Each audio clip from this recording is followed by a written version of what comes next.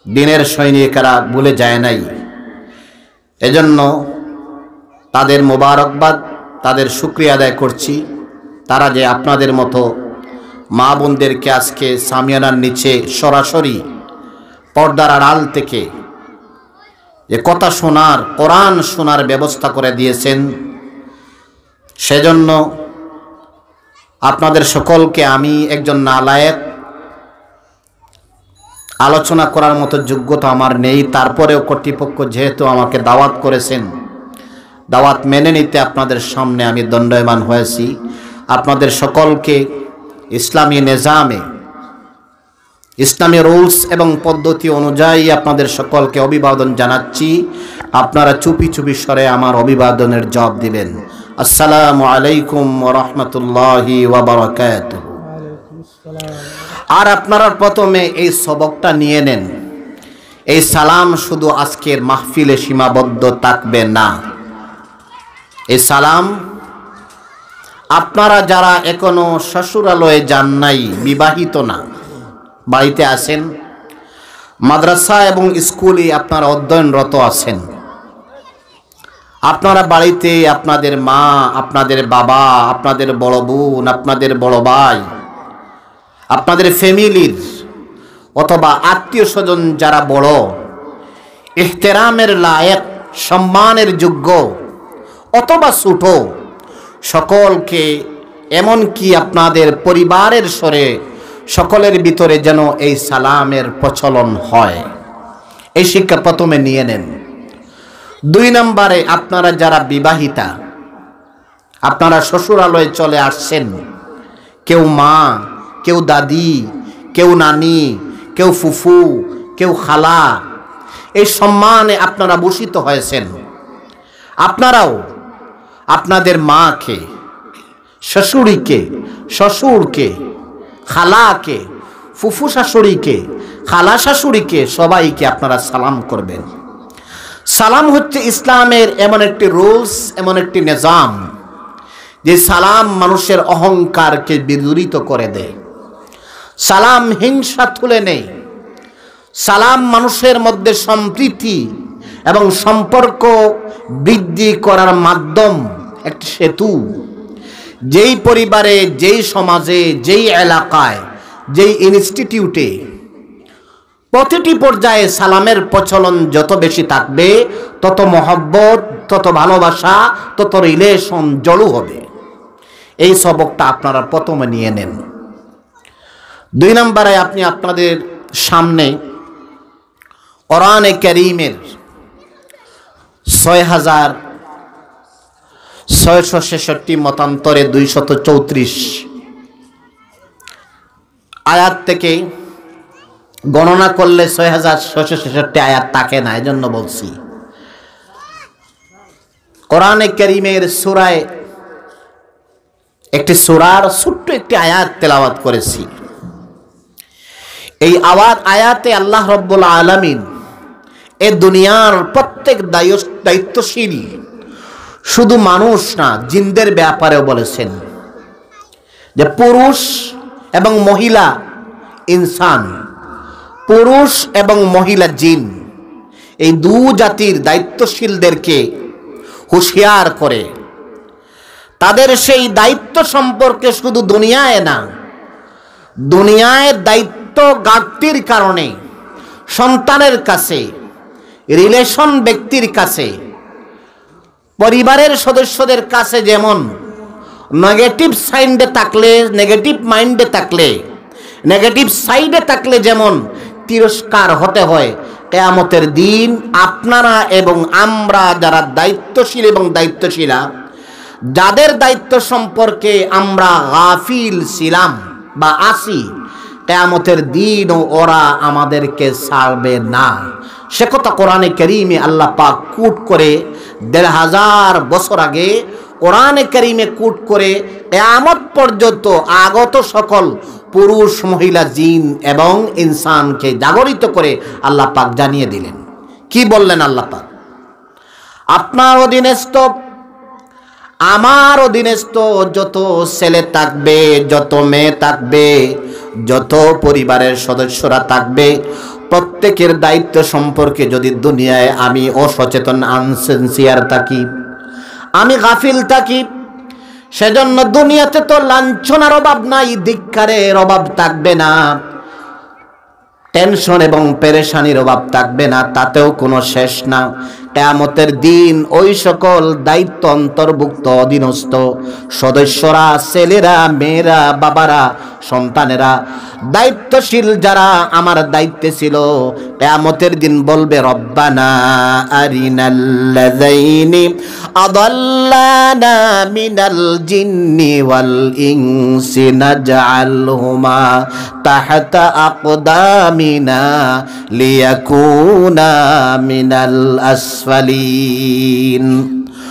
দুনিয়ার যত জিন এবং ইনসান দায়িত্বশীলরা রয়েছে, ওদের অধীনস্থ সকল সদস্যরা কিয়ামতের দিন আল্লাহর দরবারে মামলা দায়ের করবে, বলবে আয় আল্লাহ, আমরা তো কুফরির কারণে, পথভ্রষ্টতার কারণে অন্ধকারে ছিলাম, তাই কারণে জাহান্নামে যেতে হচ্ছে।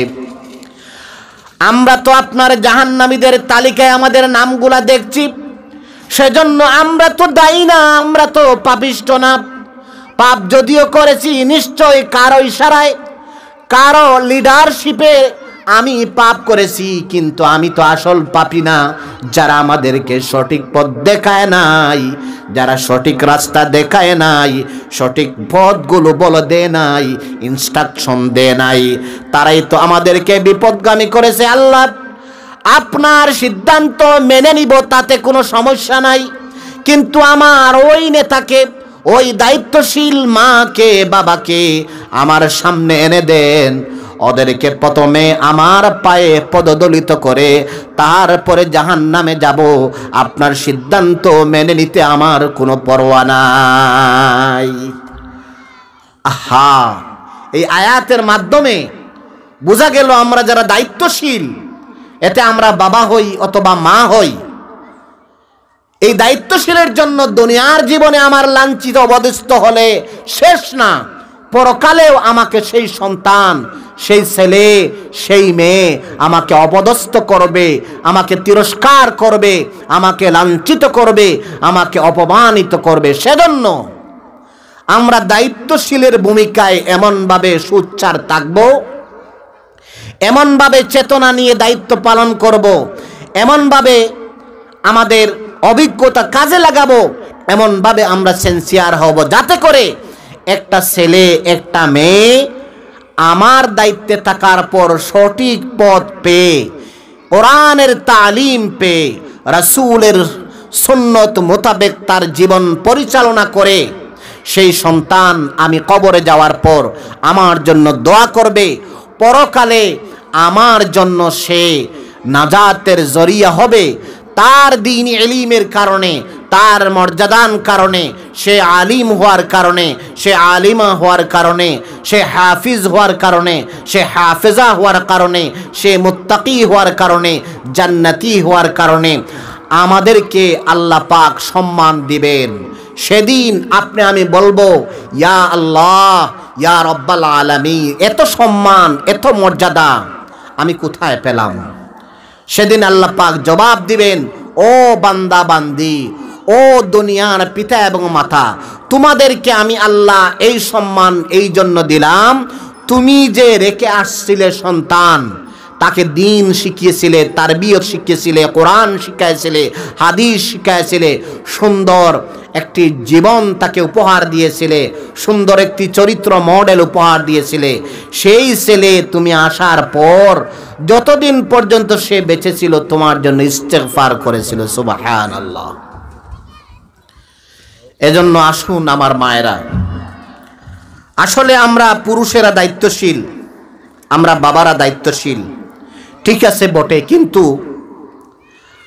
আমরা যতটুকু লেখাপড়া করেছি, যতটুকু জেনেছি, বা আপনারা যতটুকু জানেন, একথা আপনারা সকলে বিশ্বাস করবেন। একটি উদাহরণ দিলে আপনারা বুঝতে পারবেন যে আপনারা কেমন দায়িত্বশীল। যেমন একটি গম অথবা জবের মেশিনে যদি গম এবং জব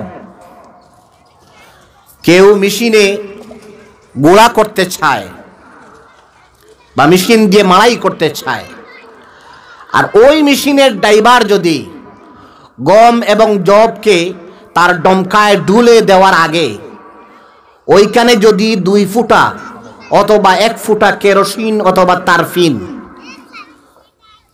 দিয়ে দেয়, অথবা মেশিনের চাকায় যদি একটু মোবিল দিয়ে দেয়, আর ওই সময় যদি গম এবং আটা কুটানো হয় গুঁড়া বানানোর জন্য, তাহলে আপনাদের বিবেকে আমাদের বিবেকে এটাই জবাব আসবে যে এই চাকা থেকে যে গুঁড়াটা বের হয়ে আসলো এটা শুধুমাত্র গুঁড়া হবে না, তার সাথে কেরোসিনের দুর্গন্ধ বের হবে। এজন্য আমি একথা বলতে চাই, পুরুষ এবং মহিলার সমন্বয়ে বৈধভাবে নিকাহের মাধ্যমে সহবাসের মাধ্যমে পুরুষের পৃষ্ঠদেশ থেকে মহিলাদের বক্ষদেশ থেকে নির্গত হয়ে নাপাক পানি মায়ের রেহেমে যায়, যাওয়ার পর এই রেহেমের নুতফা রক্তয় আকার ধারণ করে, মাংসয় আকার ধারণ করে, এর ভিতরে আল্লাহ পাক তার দয়ায়, তার মায়ায়, তার স্নেহে, তার কৃপায় কচি কচি হাড় দিয়ে একটি স্ট্রাকচার তৈরি করেন। তারপর ওই স্ট্রাকচারের উপর মাংস দিয়ে, চামড়া দিয়ে, সুন্দর করে বেষ্টনী দিয়ে একটা সন্তান মায়ের গর্ভে সম্পন্ন হয়। এই মায়ের গর্ভ থেকে সন্তানটা বের হয়।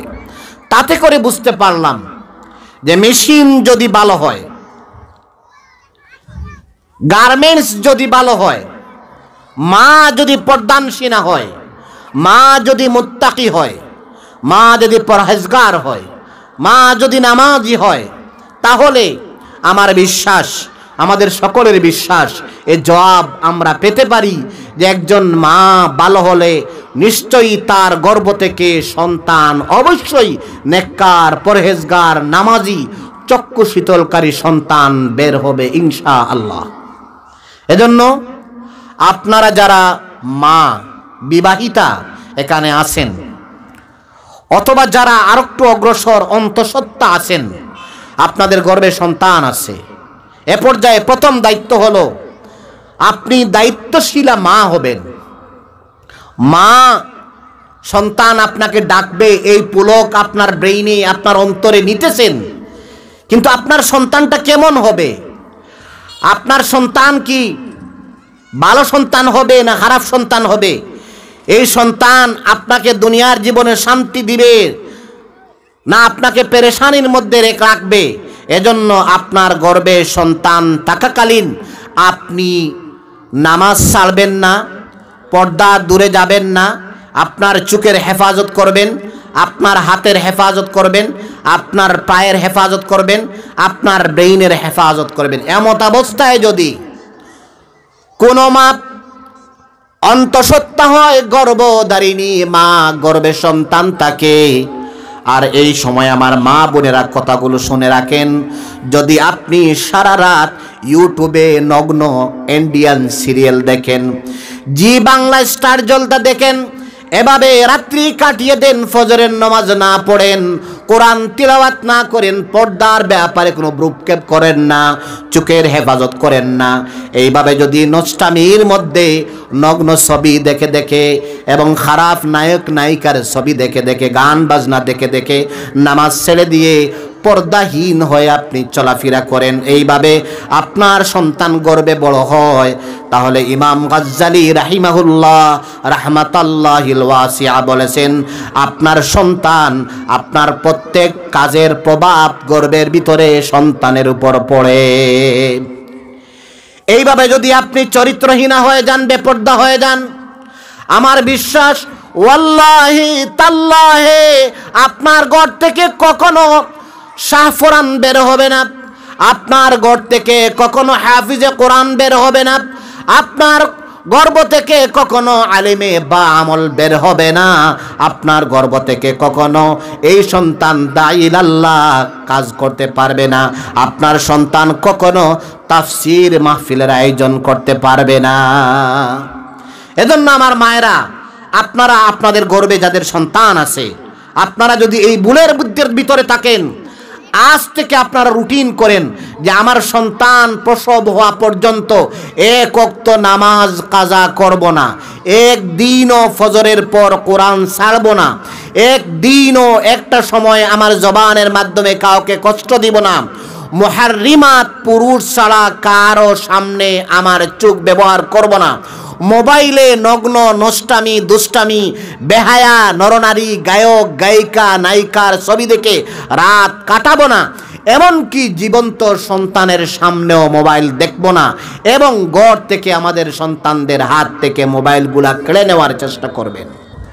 আজ এই মোবাইল আপনাদেরকে নষ্ট করতেছে, আপনাদের ফিউচার জেনারেশন যাদেরকে নিয়ে আপনি আপনার স্বপ্ন দেখতেছেন এদেরকে নষ্ট করতেছে। এটি হচ্ছে আপনাদের গর্ভে সন্তান থাকলে। আর আপনারা যারা অবিবাহিত, স্কুল এবং কলেজ মাদ্রাসার অধ্যয়নরত আমার সকল বোনেরা, আপনাদের প্রতি আমার দরখাস্ত হলো, এ দুনিয়া দুনিয়া নয়, এ দুনিয়া নিষ্ঠুর, এ দুনিয়া কাউকে থাকতে দেয় না। আপনি একবার চোখ মুজেন আর আপনাকে লাশ বানিয়ে দেন, আপনার শরীরে মনে মনে একটি সাদা কফিন পেঁচায় দেন, আপনার মাথার সামনে পায়ের পিছনে চকলেটের মতো মুখ ছড়ায় দেন, আপনি মসজিদ থেকে যে কাঠে আপনাকে গোসল করানো হবে ওই কাঠটা সামনে এনে আপনি একটু শুয়ে যান, যেই করারে আপনার লাশ রাখা হবে ওই লাশে ওই করারে আপনি একটু শুয়ে যান। আপনি মনে করেন আপনি কবরের যাত্রী, যদি কবরের যাত্রী হয়ে যান সর্বোচ্চ আপনার ফ্যামিলির দায়িত্বশীল বাবারা মারা শুধুমাত্র আপনাকে 1 ঘন্টা 2 ঘন্টা সর্বোচ্চ 3 ঘন্টা অপেক্ষা করবে। তারপরে আপনার যেই লাশ যেই বডি নিয়ে আপনি এত পেরেশানি করেছিলেন, বডির ফ্যাশন নিয়ে এত সুন্দর সময় কাটিয়েছিলেন, বডিকে কিভাবে সুন্দর করা যায় নায়ক নায়িকার ছবি দেখে ফ্যাশন করতেছেন, কিন্তু আল্লাহর দরবারে আপনার বডির কোনো দাম নাই। আল্লাহ আপনাকে সৃষ্টি করেছেন, আমাকে সৃষ্টি করেছেন, পরীক্ষা করবেন এই দুনিয়া থেকে কে উত্তম চমৎকার আমল নিয়ে যেতে পারি।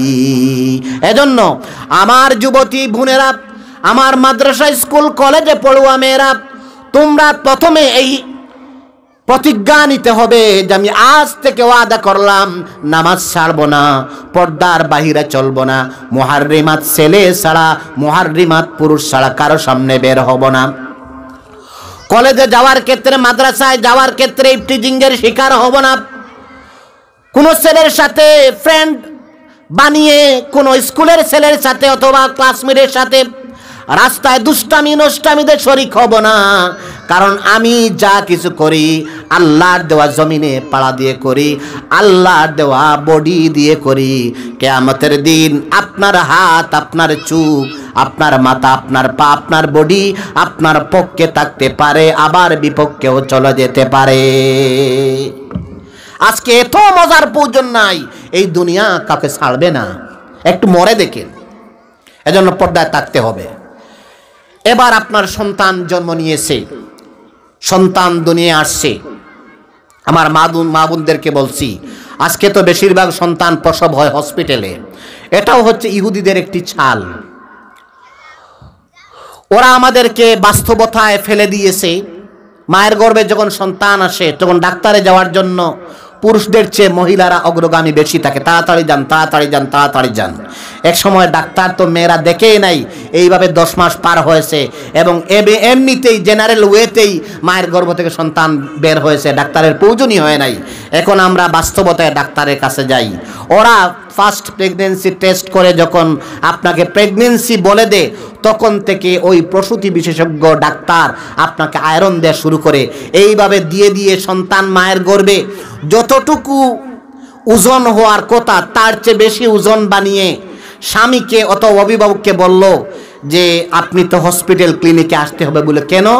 বলে আপনার মেয়ের তো ভিটামিন কমে গেছে, রক্ত স্বল্পতা দেখে দিয়েছে, গর্ভের ভিতরে যে শ্লেষা পানি ছিল তা কমে গেছে, হয়তো বাচ্চাটা মারা যাবে অথবা আপনার মেয়ের মারা যাওয়ার শঙ্কা রয়েছে।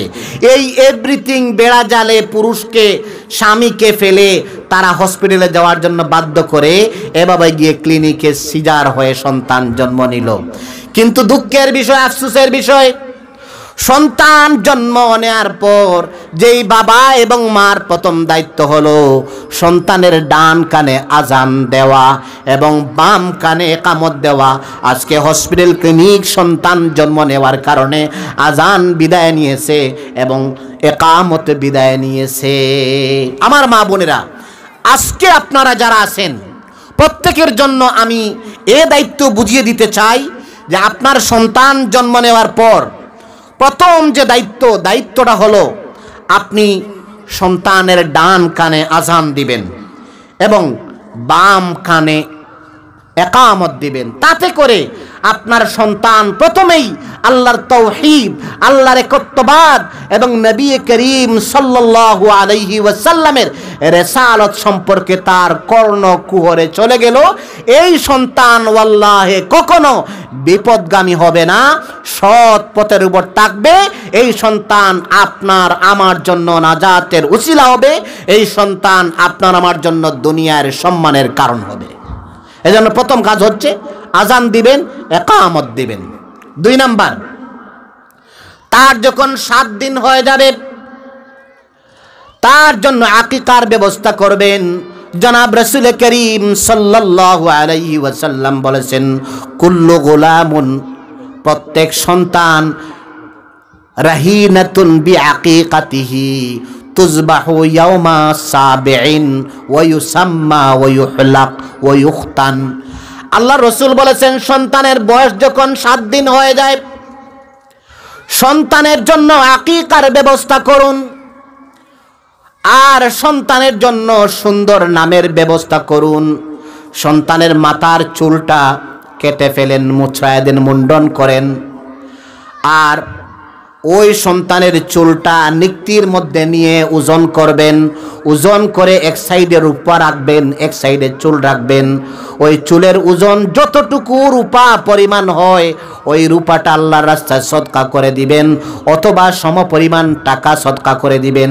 আল্লাহর রসুল বলেছেন, এই সদকা করার কারণে আপনার সন্তান নেককার হবে এবং শয়তান, ইনসান এবং জিনের আক্রমণ থেকে সে হেফাজত হয়ে গেল। এজন্য প্রথম হচ্ছে আকিকার ব্যবস্থা করবেন এবং সুন্দর নাম রাখবেন। সুন্দর নামের ব্যাপারে আজকে তো উলামা ইকরামের কোনো দায়িত্বই নাই। কেউ কারো সন্তানের নাম রাখতে উলামা ইকরামের দ্বারে কাছেই যায় না। সবাই বলে, আরে হুজুররা যা জানে তার চেয়ে বেশি আমরাই তো জানি। এজন্য নাম রাখেন তুকাজ্জিবান। কত মর্যাদাশীল নাম, কোরআনে কারিমে আসছে তুকাজ্জিবান কতবার। এর অর্থ কি জেনেছেন? অর্থ হচ্ছে মিথ্যাবাদী। এর নাম রাখবেন আসিয়া। আসিয়া কোনো নাম হতে পারে না। আইন দিয়ে আসিয়া অর্থ হচ্ছে পাপিষ্টা, বরং আসিয়া রাখতে পারেন। আল্লাহ রসুলের কাছে আসিয়া নামের একজন মহিলাকে পর্দার আড়াল থেকে দ্বীনের শিক্ষা নেওয়ার জন্য মা আয়েশা রাদিয়াল্লাহু তাআলা আনহার আশ্রয় গ্রহণ করলো। আল্লাহ রসুল বললেন, ওই মহিলার নাম কি? আম্মা জান আয়েশা সিদ্দিকা রাদিয়াল্লাহু তাআলা আনহা বললেন আসিয়া। আল্লাহ রসুল বললেন, না, আসিয়া অর্থ হচ্ছে পাপিষ্টা, গুনাহগার, বরং আজকে থেকে তার নাম আমি রাখলাম জামিলা, সুন্দর। এজন্য আপনার মেয়ের এবং ছেলের নাম সুন্দর নাম রাখবেন।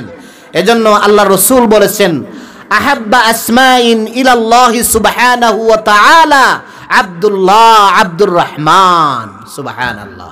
আল্লাহর কাছে উত্তম নাম হচ্ছে আব্দুল্লাহ, আব্দুর রহমান, আব্দুল মুমিন, আব্দুল মালিক, আব্দুল মুহাইমিন, আব্দুল মুসাউবির, আব্দুল কুদ্দুস, আব্দুল জব্বার। আজকে আমার মাদের সামনে এই নামগুলা বললে ওরা বলে ওদের ওই নামদের বয়স চলে গেছে। তাহলে নাম কি রাখে? ডেঞ্জারাস আহমদ। ডেঞ্জারাস আহমদ কোনো নাম হলো? আর আমি তো প্রায় বলি, আমার ছাত্রীরা থাকলে বলবে, জনাব তো ক্লাসেই বলেন যে এখন তো সবাই রাখবে লেগুনা আক্তার, সিএনজি বেগম। তার নাম হলো? আপনার মেয়ের নাম রাখবেন আয়েশা রাদিয়াল্লাহু তাআলা আনহার নামে, কলসুমের নামে, ফাতেমার নামে। আপনার মেয়ের নাম রাখবেন আল্লাহর নবী করিম সাল্লাল্লাহু আলাইহি সাল্লামের বিহিদের নামে, বিবি সারার নামে নাম রাখবেন, মারিয়াম আলাইহিস সালামের নাম রাখবেন। এই নামগুলা রাখবেন। আল্লাহর রাসূল বলেছেন তুমি তোমার সন্তানের নাম রাখো আম্বিয়া ইকরামের নামে, মহিলা সাহাবীদের নামে, নামগুলো সুন্দর রাখবেন। অমুকখানে গিয়ে শুনলাম যে একটা মেয়ের নাম হচ্ছে পিনাকা। পিনাকা কি নাম? পাপিয়া, এটা নাম হলো? এই যে মাদ্রাসায় নিবন্ধনের সময় আসলো আল্লাহু আকবার, এমন নাম। মুসাম্মাত তাকিয়া বেগম জুরহা বিনতে পাপিয়া বিনতে লাবিবা বিনতে একিয়ার জমির নাম দিয়া। এখন পঞ্চমের ডিডে নাম একরকম, শিশুর টিকা কার্ডের নাম একরকম, জন্ম নিবন্ধনের নাম একরকম। এখন ইউনিয়ন অফিসে আর কমিউনিটি ক্লিনিকে আর মাদ্রাসায় দৌড় দিতে দিতে বাবার জুতা এবং মায়ের উড়না ফারিয়া শেষ। কেন? এত লম্বা নাম আর নামের অর্থ নাই। অর্থবহুল নাম রাখবেন আমার মা বোনেরা।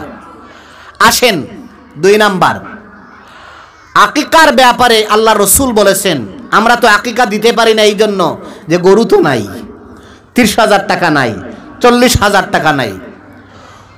আল্লাহ রসুল বলেছেন যে আমার ফাতেমা রাদিয়াল্লাহু তাআলা আনহা যখন হুসাইনকে হাসানকে জন্ম দিল তখন আমি তাদের পক্ষ থেকে বকরি জবেহ করেছি, আকিকা দিয়েছি।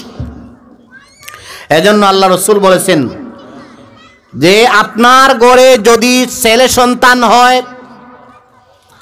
তাহলে আপনি শাতানে মুকাফিয়াতান ওয়ানিল জারিয়াতে শাতুন, আপনার ঘরে ছেলে সন্তান হলে আপনি 2টি বকরি দিয়ে তার আকিকা করেন, আর মেয়ে সন্তান হলে 1টি বকরি দিয়ে আকিকা করেন।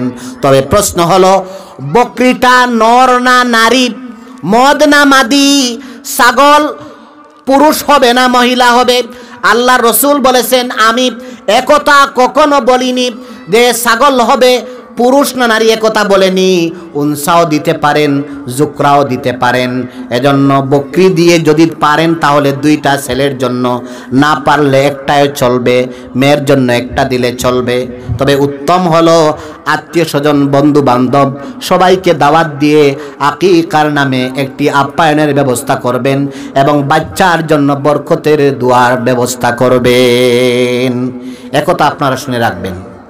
এবার আসেন, সময় তো শেষ হয়ে গেছে না?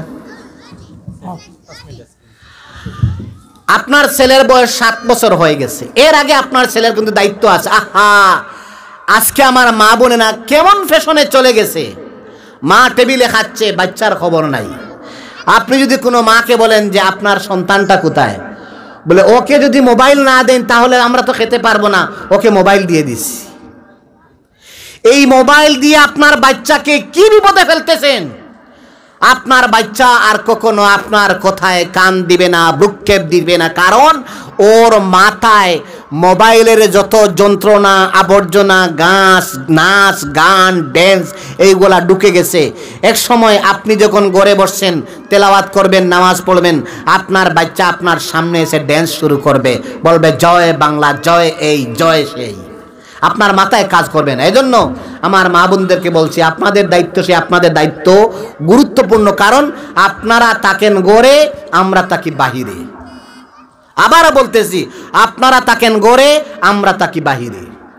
আমরা সকালে বের হলাম, সন্ধ্যা পর্যন্ত 1000 টাকার চিন্তা করা লাগে, আপনাদের চিন্তার প্রয়োজন নাই। আমাদের এলাকার পুরুষেরা এত সচেতন, আপনাদেরকে চাকরির কথাও বলে নাই, কাজের কথাও বলে নাই। এমন কি এখন আপনাদের প্রত্যেকের ফ্যামিলিতে কাজের জন্য আলাদা বুয়া আছে, মেয়ে আছে। এজন্য আপনারা অবসর, আপনার দায়িত্ব হলো আপনার ছেলেটাকে আপনি আদব শিখাবেন। একজন মায়ের জন্য, একজন বাবার জন্য সন্তানের উত্তম পাওনা হচ্ছে তাকে সময় মতো তারবিয়ত শিখানো, আদব শিখানো। আপনার বাচ্চারা যখন কথা বলতে শুরু করে, আপনার বাচ্চাকে আপনি শিখান আলহামদুলিল্লাহি রাব্বিল আলামিন। যদি একান্ত প্রয়োজন হয় তাকে মোবাইল দিবেন, তাহলে আজানটা বের করে দেন। আপনার সন্তানকে বলবেন, ও আমার ছেলে আব্দুর রহমান, তোমার কানে হাত দাও আর মোবাইলে শুনো আজান আছে, আজানটা তুমি দাও। সন্তান যদি আল্লাহু আকবার বলে, আল্লাহু আকবার বলে, আশহাদু আল্লা ইলাহা ইল্লাল্লাহ বলে, আশহাদু আন্না মুহাম্মাদার রাসূলুল্লাহ বলে, এই সন্তান যতবার আল্লাহর সাক্ষ্য দিবে, তাওহীদ বলবে, রিসালতের সাক্ষ্য দিবে, আল্লাহর বড়ত্ব ঘোষণা করবে, আপনার পরিবারে বরকত আসবে, আল্লাহর দেওয়া তাওহীদ এবং রিসালাতের নূর ওর কলবে গেঁথে যাবে। এইভাবে আপনার সন্তানকে আপনি আমপারা বের করেন, কায়দা বের করেন, আলিফ, বা, তা, সা, জিম, হা এগুলা শিখান, সরেও, সরেয়া, এ বি সি ডি শিখান। তারপরে আবার বলেন, তুমি বলো এ বি সি, আপনি সাথে বলেন। আপনি যখন আপনার সন্তানের বয়স 4, 5, 6, আপনি ঘরে যাওয়ার আগে আপনি বলবেন, আব্দুল্লাহ, আব্বু কি নিয়ে আসছেন? আব্বু আমি সব নিয়ে আসছি। দরজা খোলার সাথে সাথে আপনি মেয়ে থাকেন অথবা আপনি মা অথবা বাবা, কেউ যে কোনো একজন হন, সন্তান যখন আপনার দিকে দৌড়ে আসবে, আপনি বলবেন আসসালামু আলাইকুম ওয়া রাহমাতুল্লাহ।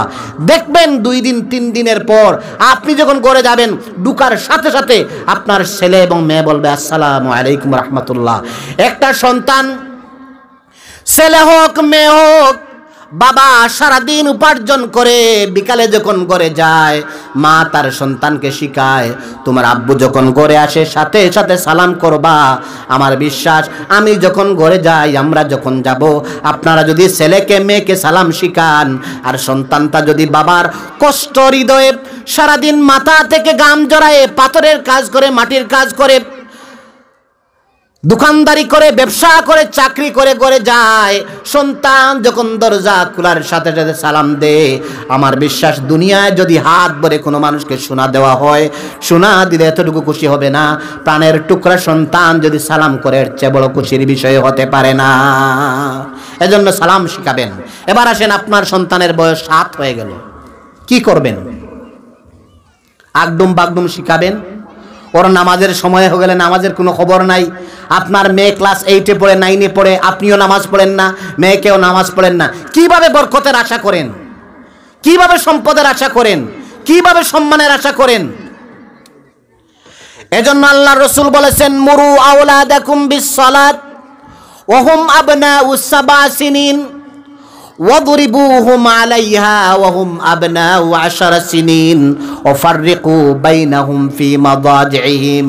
আল্লাহ রাসূল বলেছেন, আপনার সন্তানের বয়স যখন 7 হয়ে যায়, তার জন্য নামাজের অর্ডার করুন, অর্ডিন্যান্স জারি করুন। বাবা তুমি নামাজে যাও, মা তুমি নামাজের জন্য যায় নামাজে দাঁড়িয়ে যাও, একটু পরে তোমার জন্য ভালোভাবে কিসমিস দিয়ে লাচ্ছির ব্যবস্থা করতেছি, সেমাইয়ের ব্যবস্থা করতেছি। আব্বু নামাজটা পড়ে আসো, তোমার জন্য আপেল রাখবো, তোমার জন্য পেয়ারা রাখবো। আব্বু নামাজটা পড়ে আসো, তোমার জন্য অত্যন্ত সুইটেবল, তোমার রুচিসম্মত একটি শার্ট পাঞ্জাবি তোমার আব্বা এনেছেন, একটি টুপি এনেছেন। নামাজ পড়ার সাথে সাথে ঘরে আসলে তোমার আম্মু তোমার মাথায় টুপিটা পরিয়ে দিবে, তোমার গায়ে পাঞ্জাবিটা পরে দিবে। এইভাবে সন্তানকে নামাজের জন্য প্রলুব্ধ করুন। আমরা যারা বাবারা, আমরাও সন্তানকে নিয়ে নামাজে যাব।